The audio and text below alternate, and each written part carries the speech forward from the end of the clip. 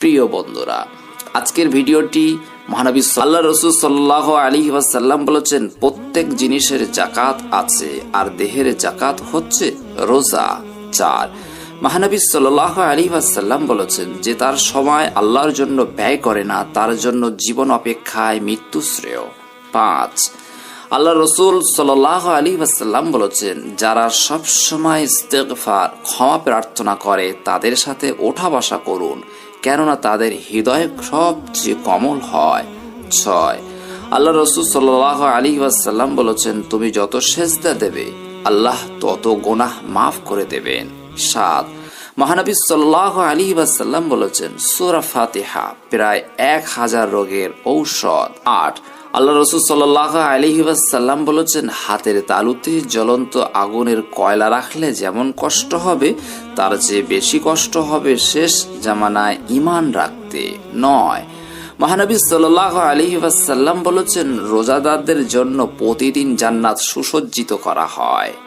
10 রাসূল সাল্লাল্লাহু আলাইহি ওয়াসাল্লাম বলেছেন, কিয়ামতের দিন সব নবীর চেয়ে আমার উম্মতের সংখ্যা বেশি হবে এবং আমি সর্বপ্রথম জান্নাতের দরজা খুলব।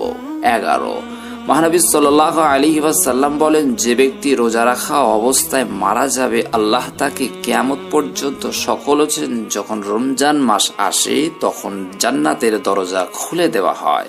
16 রাসূল সাল্লাল্লাহু আলাইহি ওয়াসাল্লাম বলেন, যখন কোনো বান্দা আল্লাহর দিকে দুটি হাত ওঠায় তখন তিনি তা ব্যর্থ বা শূন্যভাবে ফিরিয়ে দেন না। 17 হযরত মুহাম্মদ মুস্তাফা সাল্লাল্লাহু আলাইহি ওয়াসাল্লাম বলেছেন, একটি খেজুরের অর্ধেক হলেও দান করে জাহান্নামের শাস্তি হতে নিজেকে হেফাজত করুন।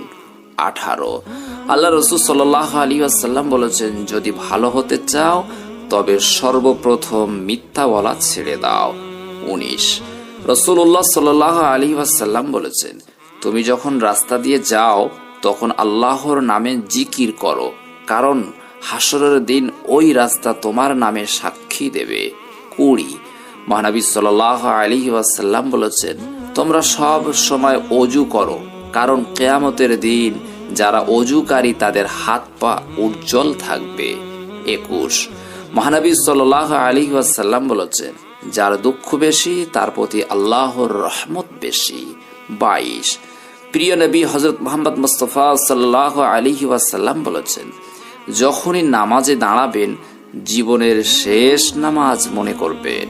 23 জগৎগুরু রাসূলুল্লাহ সাল্লাল্লাহু আলাইহি ওয়াসাল্লাম বলেছেন, যে মহিলা গর্ভ অবস্থায় এক খতম